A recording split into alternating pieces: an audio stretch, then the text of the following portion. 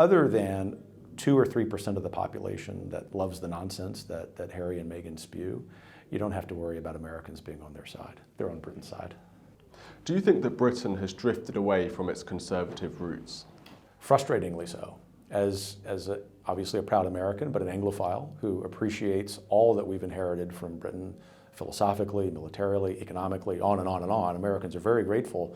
It's very distressing to Americans to see what's happened in the UK. And I say that with a tremendous amount of respect, because I have enough friends here in Britain who say it's distressing to see what's happened in the United States.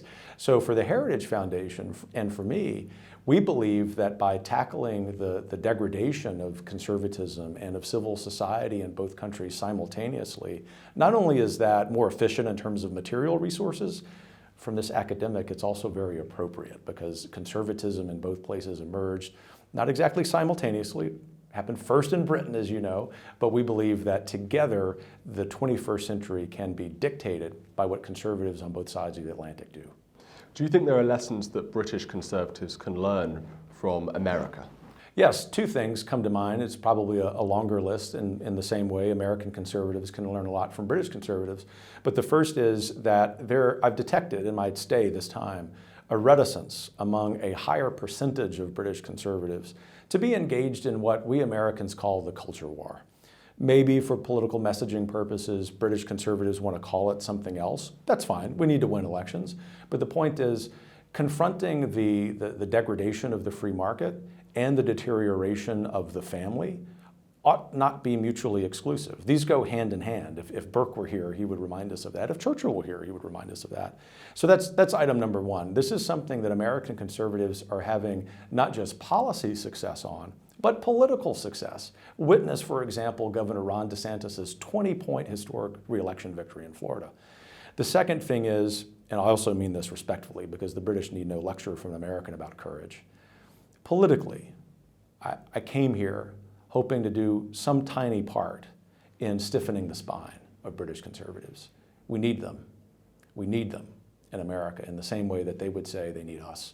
And I'm hoping that a stronger alliance, philosophically, ideologically, recognizing we have sometimes different policy priorities, will mean that the next decade and beyond for both of our countries, for both of our people, are very bright. Do you get the sense there's a certain resistance within some parts of the Conservative Party to go down this culture war angle? Perhaps they're more socially liberal, and some would say not even conservative.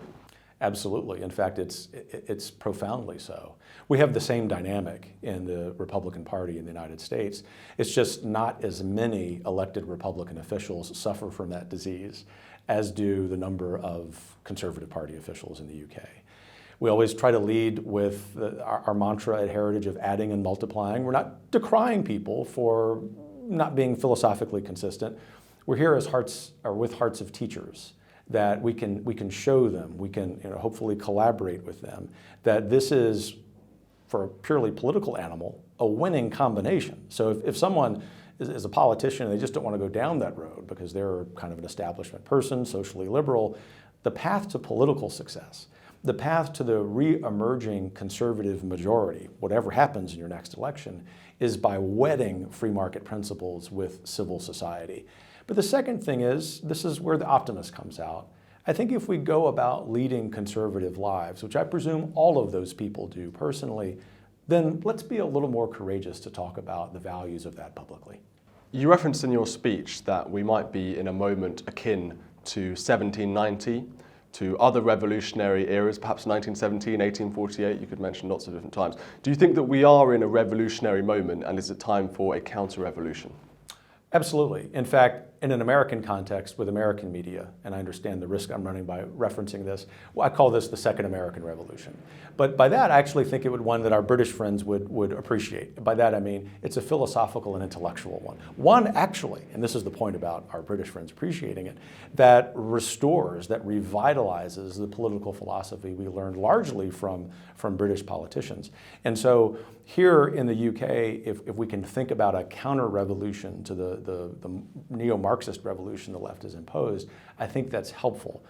The secondary benefit to that, recognizing that it's the radical left in some quarters of London, many quarters in Brussels, a lot of quarters in Berlin and Paris, that they are the political enemy, not our brother and sister conservatives with whom we might have some differences of opinion, that's essential. And I think it's really important that we end the fratricide in the conservative movement, recognizing with respect the differences, but also recognizing that ultimately it's the radical left that we have to be focused on. If that is the core of the counter-revolution, then I'm really optimistic for the future of the UK.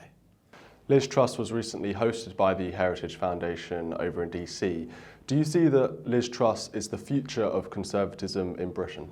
I'll leave the answer to that question out of respect from this American to the members of the Conservative Party and to the British people. I mean that genuinely. I'm not in the habit of evading questions, but I do believe that the voters will decide. What I will say, in the same way that I'm not sure if Donald Trump will be the nominee of the Republican Party, that I trust conservative voters in the UK and in the United States to decide who their standard bearer will be. This is what I do know.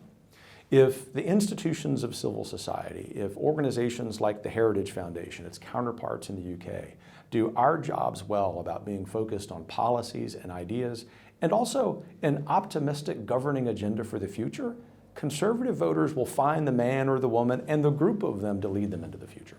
The free market will decide. The intellectual free market will.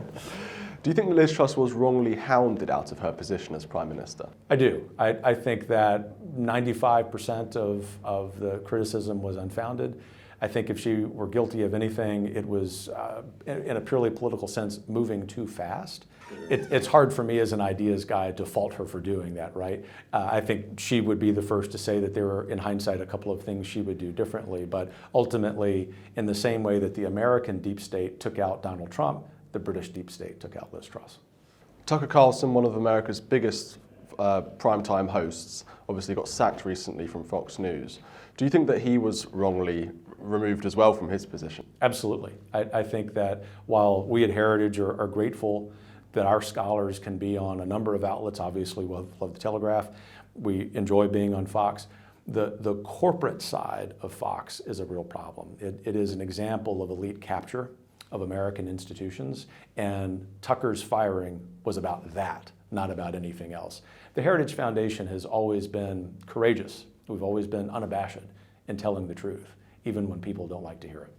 Well, Tucker made a speech at the Heritage Foundation just before he was fired or let go by Fox News. Do you think that had something to do with his letting go?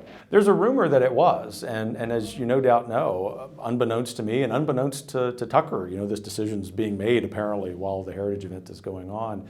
I made a question in jest, or a statement in jest, that if the Fox gig didn't pan out, that Tucker was always welcome back to Heritage.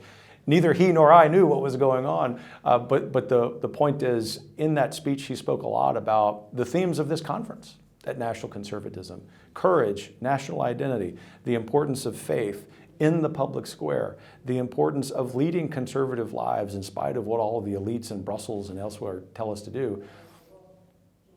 There's no doubt in my mind, even though I don't know exactly the decision factors, that was part of it.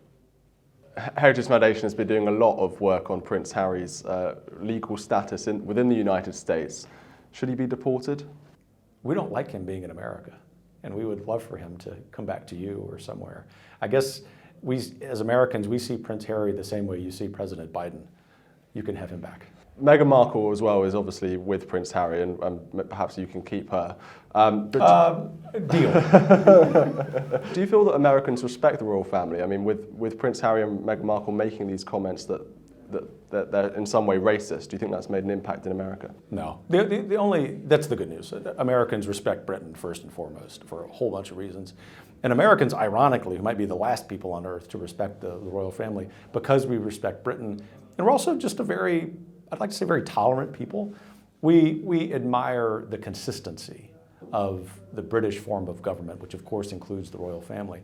And other than 2 or 3% of the population that loves the nonsense that Harry and Meghan spew, you don't have to worry about Americans being on their side. They're on Britain's side.